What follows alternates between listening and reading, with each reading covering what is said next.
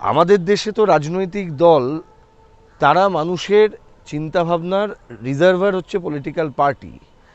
এই রিজার্ভার তারা যদি নির্ভর করতে হয় তাদেরকে বুদ্ধির জন্য কোনো একজন স্ট্র্যাটেজিস্টের কাছে, আমাদের দেশের গণতন্ত্রের পরিপ্রেক্ষিতে দাঁড়িয়ে সেই বিষয়টা আমার কাছে খুব সন্দেহজনক লাগে। বিশেষ করে এমন একটা পরিস্থিতিতে যেখানে শুনতে পাই কোনো জায়গা থেকে, হয়তো তুমিও শুনেছো বা দর্শকরাও অনেকে শুনেছেন, যে কোনো রাজনৈতিক দল এই ব্যক্তিকে নাকি 400 কোটি টাকা দিয়ে অ্যাপয়েন্ট করেছেন।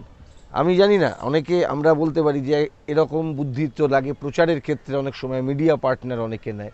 যদি কর্পোরেট সংস্থা কোনো মিডিয়া পার্টনার নিতে পারে প্রমোশনের জন্য, তাহলে পলিটিক্যাল পার্টি নয় কেন? এখন শুধু মিডিয়া পার্টনার হলে আমার ধারণা 400 কোটি টাকা তার জন্যে ভাড়া হয় না, তার যে পারিশ্রমিক সেটা 400 কোটি টাকা হয় না। ঘটনাটা নিশ্চয়ই কিছু এখানে গুরুত্বপূর্ণ বিষয় আছে, সেই কারণেই 400 কোটি টাকা দিয়ে একটা রাজনৈতিক দলকে ভাড়া করতে হয়। প্রশান্ত কিশোর যাই হোক, এটা কোনো নতুন ফেনোমেনা তো বাংলায় হয়তো এটা নতুন, কিন্তু তৃণমূল কংগ্রেসের বহু আগেই অনেক রাজনৈতিক দল প্রশান্ত কিশোরের সাহায্য নিয়েছে।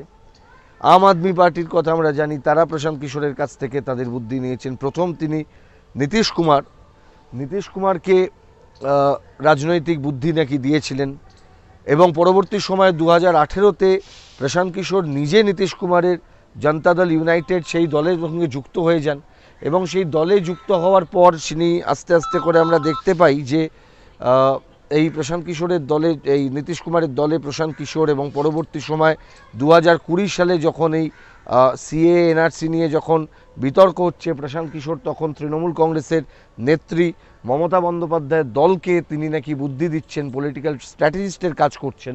সেই জায়গায় দাঁড়িয়ে তখন কিন্তু তিনি আবার এই সিএ এনআরসির বিরোধিতা করতে গিয়ে নীতিশ কুমার তাকে নাকি দল থেকে বহিষ্কার করেন। এবং খুব ইন্টারেস্টিংলি নীতিশ কুমার সেই সাংবাদিক সম্মেলনটাতে বলেছিলেন যেটা, যে প্রশান্ত কিশোরকে তিনি দলে নিতেন না, একমাত্র অমিত শাহর কথাতে তিনি দলে নিয়েছেন। তাহলে গল্পটা কি দাঁড়াচ্ছে? প্রশান্ত কিশোরকে নীতিশ কুমার দলে নিয়েছেন অমিত শাহর কথায়, আর প্রশান্ত কিশোর এই মুহূর্তে পশ্চিমবাংলায় মমতা ব্যানার্জির দলের নেতাদেরকে কি করে তারা তৃণমূল কংগ্রেসের মধ্যে থাকতে পারেন কি পারেন না, তারা থাকবেন কি থাকবেন না, আজকে কাঁথিতে চলে যাচ্ছে, কালকে হাওড়ায় আসছে, পরশুদিনকে অন্য কোথাও যাচ্ছে, তার কাজটা হচ্ছে গিয়ে বলা যে তুমি ভাই তৃণমূলটা ছেড়ো না।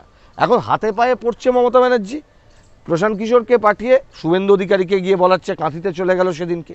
আমি সেদিন হাওড়ায় একজন মন্ত্রী, তাকে নাকি এইখানে ধর্মতলা লেনে সেদিন প্রশান্ত কিশোর এসে বসেছে। তাহলে গল্পটা কোন জায়গায় যাচ্ছে? নীতিশ কুমার বলছে অমিত শাহর কথায় তেনা